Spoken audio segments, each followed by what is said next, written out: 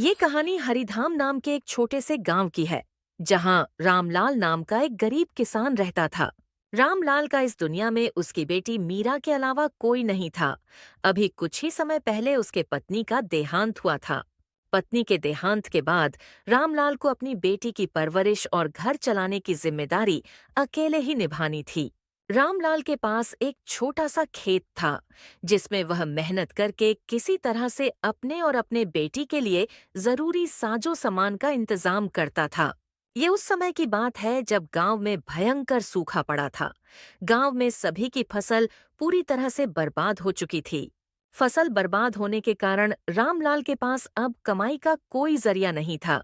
उसके पास जो बचे कुचे पैसे थे वो भी खत्म हो चुके थे।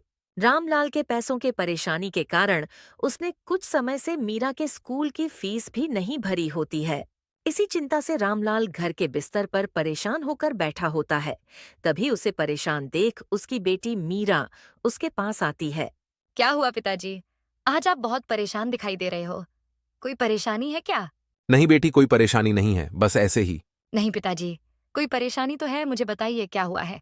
कुछ नहीं बेटी, बस तुम तो जानती हो कि इस साल सूखा पड़ने के कारण हमारी सारी फसल खराब हो चुकी है और मेरे पास थोड़े बहुत जो पैसे थे वो भी खत्म होने को है। इसीलिए अगली फसल तक घर किस तरह चलाऊं, ये चिंता मुझे खाए जा रही है। पिताजी आप चिंता क्यों कर रहे हो? आपकी मदद के लिए मैं भी कोई काम कर लेती हूँ। नहीं बेटी, उसकी कोई जरूरत नहीं है। तुम बस अपनी पढ़ाई पर ध्यान दो, मैं कुछ करता हूं। पिताजी इस मौके पर बोलना सही नहीं है, परंतु स्कूल के हेडमास्टर फीस के लिए बोल रहे थे। हाँ बेटा, तुम उसकी चिंता मत करो। मैं किसी भी तरह कल परसों तक तुम्हारे स्कूल की फीस भर दूंगा। ठीक है पिताजी, मैं कल हेडमास्टर को कह दूंगी कि आप आज कल में फीस भर देंगे। फिर वहां से मीरा अपने कमरे में चली जाती है। मीरा को बोल तो दिया है कि कल परसों तक उसकी स्कूल फीस भर दूंगा, पर मेरे पास तो कल के राशन भर के पैसे नहीं हैं। इसी चिंता से परेशान होकर रामलाल अपने घर में टहलने लगता है। टहलते टहलते वो अचानक रुक जाता है। लगता है इस बार मुझे धनीराम सेठ के पास से पैसे सूद पर लेने पड़ेंगे, वरना मैं ना तो घर का खर्च चला पाऊंगा और ना ही मीरा की स्कूल की फीस भर पाऊंगा। हाँ, मेरे पास अब बस यही एक जरिया बचा है। कल सुबह ही जाकर सेठ से मिलता हूं। धनीराम सेठ एक नंबर का लालची और ठग प्रवृत्ति का व्यक्ति है, जो गांव के लोगों की मजबूरी का फायदा उठाकर उन्हें सूद पर पैसे देता है। और जब गांव वाले उसके किसी कारण पैसे नहीं चुका पाते, तो वो उनकी खेती की जमीन और घर उनसे छीन लेता था। अगली सुबह रामलाल धनीराम के घर पहुंच जाता है। नमस्ते सेठ जी। हाँ बोलो रामलाल, क्या हुआ? आज अचानक मेरे घर कैसे आना हुआ? सेठ जी, आप तो जानते हो कि गांव में इस बार सूखा पड़ा है, जिस कारण मेरी पूरी फसल खराब हो चुकी है और खेती के अलावा मेरे पास कमाई का कोई दूसरा जरिया नहीं है। और अब ऐसी हालत हो गई है कि मेरे पास घर खर्च चलाने भर के पैसे नहीं हैं। इसीलिए आपके पास आया हूं, ताकि आप मुझे कुछ पैसे दे देते तो अच्छा होता। मैं धीरे धीरे आपके सारे पैसे चुका दूंगा। देखो भाई रामलाल, मैं तुमको पैसे तो दे दूंगा, पर तुम तो जानते ही रहोगे मेरे बारे में। मैं उसूलों का पक्का हूं। अगर तुमने मेरे पैसे मुझे नहीं लौटाए तो मैं तुम्हारा घर और खेती की जमीन दोनों अपने नाम कर लूंगा। धनीराम सेठ की ये बात सुनकर रामलाल सोचने लगता है। सेठ से पैसे ले तो लूंगा, पर अगर वो नहीं चुका पाया तो ये सेठ मेरी खेती की जमीन और घर दोनों मुझसे छीन लेगा। पर अगर इनसे पैसे नहीं लूंगा तो मीरा की स्कूल की फीस कैसे भरूंगा? क्या हुआ रामलाल, तुमने क्या सोचा? तुम्हें पैसे चाहिए या नहीं? चाहिए सेठ जी, मुझे अभी इन पैसों की बहुत जरूरत है। सेठ उसे पैसे दे देता है। धन्यवाद सेठ जी। मेरे पास पैसे जैसे जैसे आते जाएंगे मैं आपके वैसे वैसे सारे पैसे चुका दूंगा। वो सब तो ठीक है, पर मेरी बातें याद रखना कि अगर तुम पैसे नहीं चुका पाओगे तो मैं तुम्हारा घर और जमीन दोनों तुमसे अपने नाम करवा लूंगा। ठीक है सेठ जी। रामलाल फिर वहां से अपने घर के लिए निकल जाता है। घर पहुंचकर सबसे पहले वो अपने बेटी मीरा को बुलाता है। मीरा बेटी, यहां आना तो जरा। पिता की आवाज सुनकर मीरा वहां आती है। हाँ बोलिए पिताजी, आपने मुझे बुलाया क्या? हाँ बेटी, वो तुम कल स्कूल की फीस का बोल रही थी ना, वो मैं लेकर आया हूँ। पिताजी पर कल आप बोल रहे थे कि आपके सारे पैसे खत्म हो चुके हैं, फिर आप ये कहाँ से लाए? बेटी, ये पैसे मैंने धनीराम सेठ के पास से सूद पर लिए हैं। पिताजी, पर वो सेठ तो पैसे देने के नाम पर लोगों की जमीन अपने नाम करवा लेते हैं। हाँ बेटी, पर अभी के लिए हमें उनके अलावा दूसरा कोई और पैसे नहीं दे सकता था, और फिर तुम्हारे स्कूल की फीस भरनी भी जरूरी थी, इसीलिए मैं उनके पास से पैसे ले आया। पर पिताजी हमारे पास एक छोटी सी जमीन है और एक ये घर है। कहीं सेठ ने हमसे ये भी छीन ली तो हम क्या करेंगे? बेटी तुम उसकी चिंता मत करो। मैंने सेठ से तुम्हारे स्कूल के फीस से थोड़े ज्यादा पैसे लिए हैं। उन पैसों से मैं सब्जी मंडी से सब्जियां लाकर बेचना शुरू कर दूंगा और जैसे जैसे पैसे जमा हो जाएंगे वैसे वैसे सेठ के सारे पैसे वापस कर दूंगा। ठीक है पिताजी, जैसा आपको सही लगे। अगले दिन से रामलाल सब्जी मंडी से सब्जी लाकर गांव के बाजार में बेचना शुरू कर देता है। ताजी ताजी सब्जियां ले लो। रामलाल के यहाँ कुछ ही देर में ग्राहक आने लगते हैं। धीरे धीरे उसके ठेले की सब्जियां खाली होने लगती हैं। रामलाल जब सब्जियां बेच रहा होता है उसी वक्त वहां श्याम बाजार में घूम रहा होता है। श्याम भी रामलाल की तरह गांव में किसानी के अलावा कुछ नहीं करता था, पर श्याम के पास रामलाल से कई ज्यादा जमीन थी, जिस कारण यदि कोई साल उसकी फसल बर्बाद हो भी जाती तो उसे कोई फर्क नहीं पड़ता था और उसे गांव के और किसानों की जमीन खरीदने की आदत थी। श्याम जब रामलाल को सब्जी बेचता देखता है तो वो सोचता है, लगता है इस बार के सूखे ने रामलाल की हिम्मत तोड़ दी है, इसीलिए तो वो खेती छोड़ सब्जी बेच रहा है। यही सही मौका है, एक बार इसकी जमीन खरीदने की बात करके देखता हूं, शायद वो मुझे बेच दे। फिर क्या था, श्याम तुरंत रामलाल के सब्जी के ठेले के पास पहुंच जाता है। अरे रामलाल भाई, तुम और सब्जी बेच रहे हो, क्यों खेती बाड़ी छोड़ दी क्या? क्या श्याम भाई, तुम भी मजाक कर रहे हो? तुम तो जानते हो इस साल के सूखे के कारण मेरी पूरी फसल खराब हो गई है और अब अगले फसल के मौसम तक किसी न किसी तरह तो घर का खर्च चलाना पड़ेगा, तो लगा लिया सब्जी का ठेला। पर तुम तो कल तक रो रहे थे कि पैसे नहीं है, पैसे नहीं, और अब सब्जी का ठेला लगा लिया, तो ये सबके लिए कहां से पैसे आ गए तुम्हारे पास?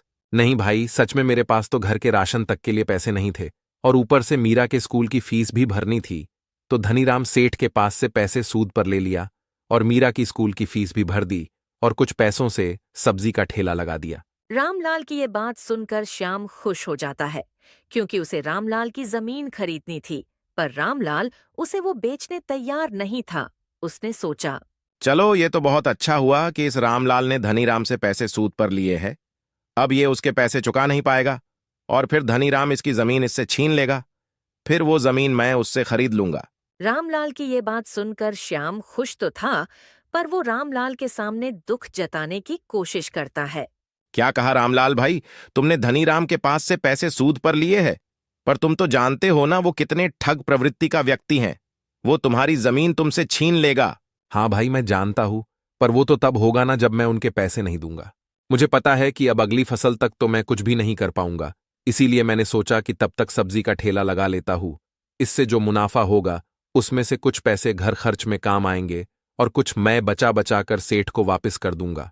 रामलाल की ये बातें सुनकर श्याम मन ही मन सोचता है, ये तो सही कह रहा है, इसकी सब्जी की दुकान तो अच्छी चल रही है और अगर आगे भी ऐसा चलता रहा तो ये बहुत जल्द ही धनीराम के पैसे लौटा देगा, और अगर इसने धनीराम के पैसे लौटा दिए तो फिर मैं इसकी वो जमीन कैसे खरीदूंगा। श्याम थोड़ा परेशान तो हो जाता है, पर वो रामलाल के सामने कुछ जाहिर नहीं करता है। हाँ भाई, फिर तो सही है, मैं भी देखता हूँ, अगली फसल तक कुछ ना कुछ कर लेता हूँ। श्याम रामलाल के सामने मीठी मीठी बातें करने के बाद वहां से निकल जाता है। थोड़ी दूर पहुंचकर श्याम रामलाल की जमीन हड़पने की नई तरकीब लगाता है। मेरे पास इतना अच्छा मौका था रामलाल की जमीन अपने नाम करने की, पर जिस तरह उसकी दुकान चल रही है फिर तो मैं वो जमीन नहीं ले पाऊंगा। एक काम करता हूं, धनीराम सेठ से मिलकर रामलाल की जमीन अपने नाम करने की बात करके आता हूं।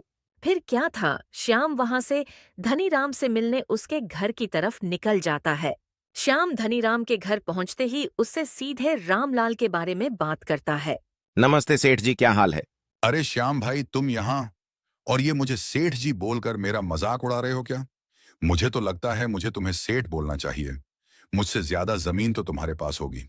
कहाँ धनी भाई, बस गिन चुनकर 5-10 होंगी। भाई तुम्हारी बात सुनकर तो मुझे वो मुहावरा याद आ गया। कौन सा मुहावरा भाई? भाई वही बोलते हैं ना, हाथी के खाने के दांत अलग होते हैं और दिखाने के अलग। बस भाई मजाक छोड़ो, मैं तुम्हारे पास एक बहुत जरूरी काम से आया था। बोलो भाई, क्या काम था? मैंने सुना है उस रामलाल ने तुमसे पैसे सूद पर लिए हैं। हाँ भाई, अभी कल ही तो लेकर गया वो मुझसे पैसे। क्यों, नहीं देना था क्या? उसे तुमने बताया था ना कि अगर वो तुम्हारे पैसे नहीं लौट आएगा तो तुम उसकी जमीन अपने नाम करवा लोगे। हाँ, मैंने उसे पैसे देने से पहले और पैसे देने के बाद अच्छे से समझा दिया था कि अगर उसने मुझे पैसे समय से नहीं लौटाए तो मैं उसकी खेती की जमीन के साथ साथ उसका घर भी अपने नाम कर लूंगा। ये बहुत सही किया तुमने। क्या हुआ श्याम भाई, कहीं तुम्हें उसकी जमीन तो नहीं चाहिए? हाँ भाई, तुम एकदम सही समझे, मुझे उसकी जमीन चाहिए थी। मैंने कई बार उसे वो मुझे बेचने का प्रस्ताव दिया था, पर वो हमेशा मना कर देता था। पर इस बार अच्छा मौका है उसकी जमीन अपने नाम करवाने का। तो अब तो तुम्हें उससे उस जमीन की बात करने की जरूरत ही नहीं पड़ेगी, क्योंकि कुछ ही दिनों में उसका मालिक मैं बन जाऊंगा। तो फिर सीधा मुझसे बात करो उस जमीन की। नहीं भाई, तुम्हें इतना खुश होने की जरूरत नहीं है। वो तुम्हें अपनी जमीन इतनी आसानी से नहीं देगा। मैं जानता हूं उसे। क्या बात कर रहे हो भाई? इस बार तो सूखा पड़ चुका है और अगली फसल की तैयारी करने में अभी बहुत समय है, तो वो मुझे पैसे कैसे चुका पाएगा? मैंने भी जब सुना कि उसने तुमसे पैसे लिए हैं तो मुझे लगा मैं अब सीधा तुमसे जमीन खरीद लूंगा। पर उसने तुमसे जो पैसे लिए हैं उनसे गांव के बाजार में सब्जी का ठेला लगा लिया है। और मैं खुद देख कर आ रहा हूं, वो बहुत अच्छा चल भी रहा है। और अगर इसी तरह उसकी सब्जियां बिकी तो वो कुछ ही दिनों में तुम्हें तुम्हारे पूरे पैसे वापस कर देगा। श्याम की बात सुनकर धनीराम भी थोड़ा चौंक जाता है। क्या कहा श्याम भाई तुमने? अगर ऐसा हुआ फिर तो उसकी जमीन और घर दोनों मेरे हाथ से चले जाएंगे। नहीं भाई, मेरे पास एक तरकीब है जिससे तुम्हें तुम्हारे पैसे भी मिल जाएंगे और उसका घर भी। पर उसके बदले तुम्हें मुझे उसकी जमीन देनी पड़ेगी। मुझे मंजूर है भाई, बताओ क्या तरकीब है? भाई, कोई बहुत बड़ी तरकीब नहीं है। तुम बस रामलाल से अपने पैसों का पूछते रहना, और जैसे ही वो कहे कि 2-3 दिनों में दे दूंगा तो फौरन मुझे बता देना। मैं उसके सारे पैसे चुरा लूंगा तो वो तुम्हें पैसे नहीं दे पाएगा। और अगर वो पैसे नहीं दे पाया तो जमीन और घर तुम्हें देना पड़ेगा, और चुराए हुए पैसे भी मैं तुम्हें लाकर दे दूंगा। इससे तुम्हें तुम्हारे सारे पैसे भी मिल जाएंगे और घर भी। उसके बदले तुम मुझे उसकी जमीन दे देना। श्याम की तरकीब सुनकर धनीराम सोचता है। सही है, इसमें तो मेरा ही फायदा है। चोरी भी श्याम करेगा और मुझे मेरे पैसे भी मिल जाएंगे, और साथ ही साथ रामलाल का घर भी। मुझे मंजूर है श्याम भाई, मैं थोड़े थोड़े दिनों में रामलाल से पैसों के बारे में पूछता रहूंगा, और जैसे लगेगा कि उसके सारे पैसे जमा हो गए, मैं फौरन तुम्हें बता दूंगा। फिर क्या था, श्याम वहां से अपने घर के लिए निकल जाता है। अगले दिन धनीराम रामलाल से मिलने बाजार जाता है।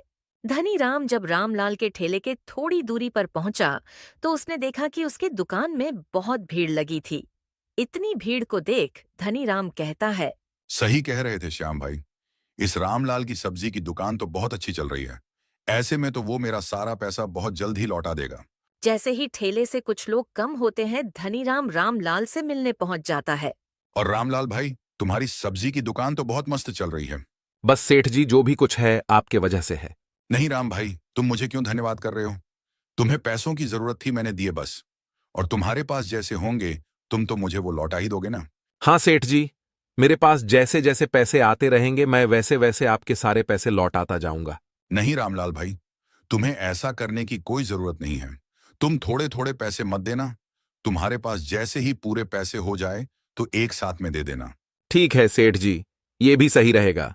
फिर भी कितने दिन लगेंगे तुम्हें पूरे पैसे जमा करने में? सेठ जी, अगर ऊपर वाले की दुआ से सब सही चला तो 1 महीने में आपको आपके पूरे पैसे चुका दूंगा, सूद समेत। फिर तो बहुत सही रहेगा भाई। ठीक है, तो तुम काम करो, मैं चलता हूँ। फिर क्या था, धनीराम वहां से अपने घर के लिए निकल जाता है और रामलाल अपनी दुकान संभालने में व्यस्त हो जाता है। कुछ दिनों तक ऐसे ही चलता है। रामलाल अपनी दुकान से बहुत मुनाफा कमाता है। अभी धनीराम को कुछ ही दिन हुए थे रामलाल से मिलकर, पर श्याम के तरकीब के हिसाब से वो फिर से रामलाल से मिलने पहुंच जाता है। और रामलाल भाई, क्या हाल है और दुकान कैसी चल रही है?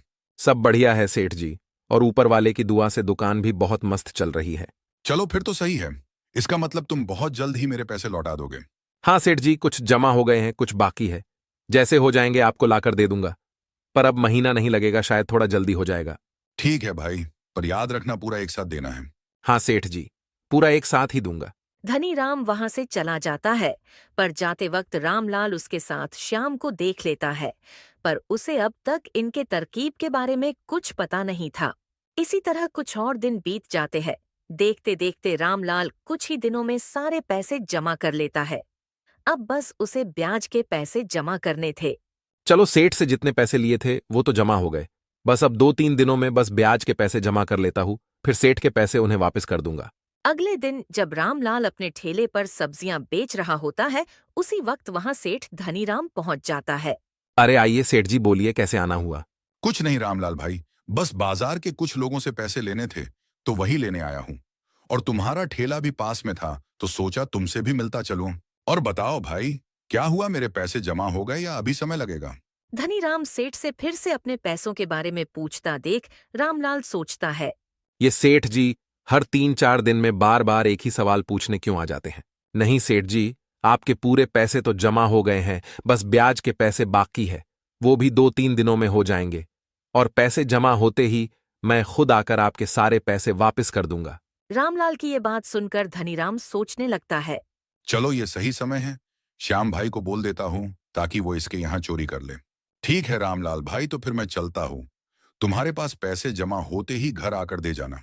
धनीराम जब रामलाल की दुकान से जाता है तो इस बार वो धनीराम को फिर से श्याम के साथ देख लेता है और दोनों को फिर एक बार साथ देखकर उसे कुछ गड़बड़ लगता है। ये हर बार जब भी सेठ जी मेरे यहां से जाते हैं तो हर बार उनको ये श्याम भाई कहाँ से मिल जाते हैं। कहीं तो कुछ गड़बड़ है, एक बार इन दोनों का पीछा करके देखता हूँ। फिर क्या था, रामलाल भी उन दोनों के पीछे पीछे चला जाता है। रामलाल की दुकान से थोड़ी दूरी पर आकर धनीराम और श्याम दोनों रुक जाते हैं और आपस में बात करने लगते हैं। उन दोनों से थोड़ी ही दूरी पर छुपकर रामलाल दोनों की बातें सुनने लगता है। क्या हुआ धनीराम भाई, और कितने दिन लगने वाले हैं इस रामलाल को पैसे जमा करने में? भाई तुम आज रात की तैयारी कर लो। रामलाल के घर से पैसे चुराने की, क्योंकि उसने रकम जमा कर लिया है, बस ब्याज के पैसे जमा करना बाकी है। क्या कह रहे हो धनीराम भाई? यानी रामलाल ने तुमसे जितना लिया था उतना पूरा जमा कर लिया? हाँ भाई, बस ब्याज के पैसे बाकी हैं। फिर तो सही है। मैं आज रात को उसके घर से सारे पैसे चुरा लूंगा और फिर आप उससे पैसे मांगने कल चले जाना। भाई पर उसने बोला है कि ब्याज के पैसे जमा करने 2-3 दिन लगेंगे, फिर कल कैसे मांगने चला जाऊं? तुम कल जाकर उससे पैसे मांगना और बोलना मुझे थोड़ा जरूरी है, मुझे चाहिए तो चाहिए, और मना करने लगे तब 1 दिन का समय दे देना और कहना अगर कल तक पैसे नहीं मिले तो घर और जमीन मेरे नाम कर दे। 1 दिन में तो वो इतने पैसे जमा नहीं कर पाएगा और इस तरह वो खुद ब खुद परेशान होकर जमीन और घर आपके नाम करने राजी हो जाएगा। वाह भाई, क्या बात है, क्या दिमाग लगाया है तुमने। ठीक है, तो तुम आज रात की तैयारी करो, मैं कल की तैयारी करता हूँ। वहीं दूर खड़े रामलाल ने दोनों की सारी बातें सुन ली थीं। ये क्या, ये दोनों तो मिलकर मुझसे मेरी मेहनत की कमाई और घर जमीन हड़पने की साजिश कर रहे हैं। रामलाल को कुछ नहीं समझ रहा था, इसीलिए वो फौरन वहां से अपने घर पहुंच जाता है। रामलाल बहुत गहरी चिंता में अपने घर के बिस्तर पर बैठा होता है, तभी वहां उसकी बेटी मीरा आती है। क्या हुआ पिताजी, आप इतनी चिंता में क्यों हो? कोई परेशानी है क्या? हाँ बेटी, एक परेशानी तो है। रामलाल अपनी बेटी मीरा को पूरी बात बता देता है जो उसने धनीराम सेठ और श्याम को एक दूसरे से कहते हुए सुना था। पिताजी, तो आपने कोई तरकीब सोची है क्या? नहीं बेटी, बस वही सोचने की कोशिश कर रहा हूं, पर कुछ सूझ ही नहीं रहा है। पिताजी, मेरे पास एक तरकीब तो है जिससे सेठ भी हैरान रह जाएंगे और श्याम काका भी। बताओ बेटी, क्या तरकीब है? मीरा अपने पिता को सारी तरकीब समझा देती है और मीरा की तरकीब सुनकर रामलाल उसकी बहुत तारीफ करने लगता है। वाह बेटी, क्या खूब तरकीब लगाई है तुमने।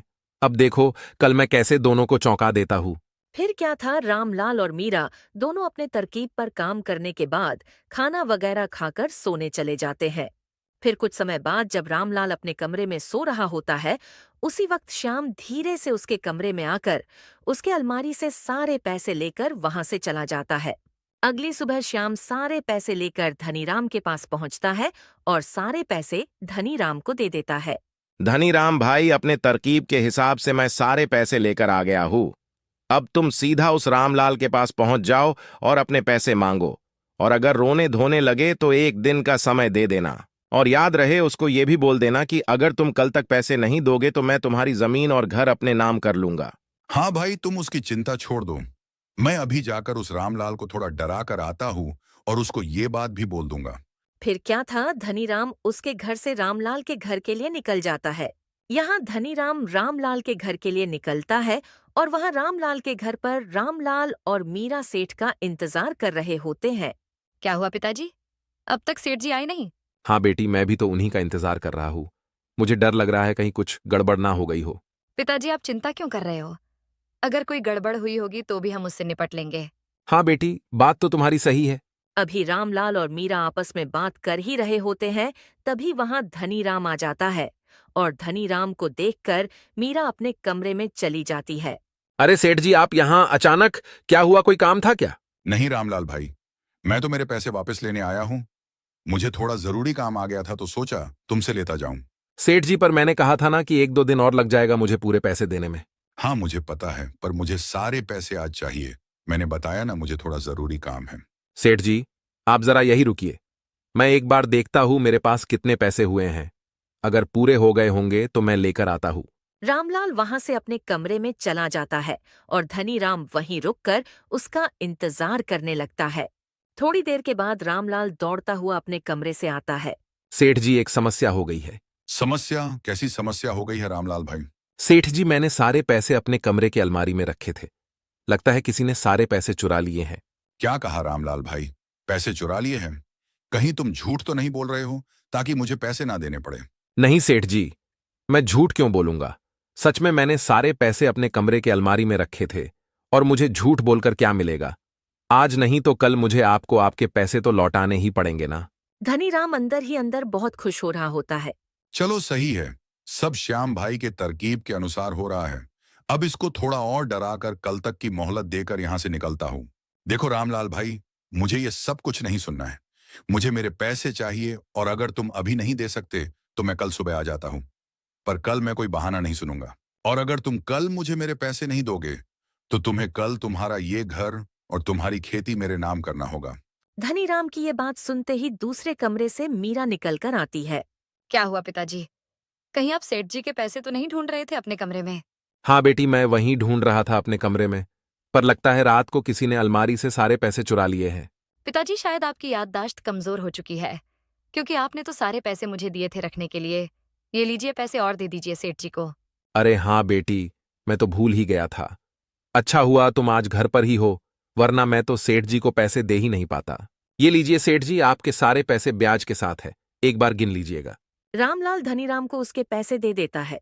रामलाल के पैसे देते ही धनीराम सोचने लगता है। ये कैसे हो गया? रामलाल के सारे पैसे तो श्याम भाई ने चुरा कर मुझे लाकर दे दिए थे, तो ये रामलाल कहां से पैसे लेकर आ गया?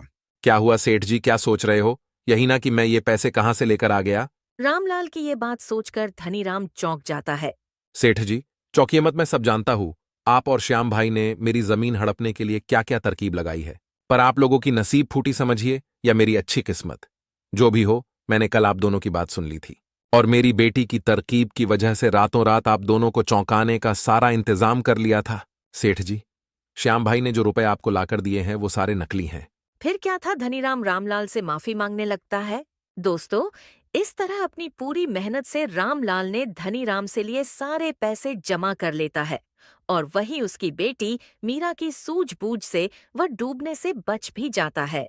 दोस्तों, इस तरह की और शानदार कहानियां देखने के लिए हमारे इस चैनल को जल्द से जल्द सब्सक्राइब कर ले।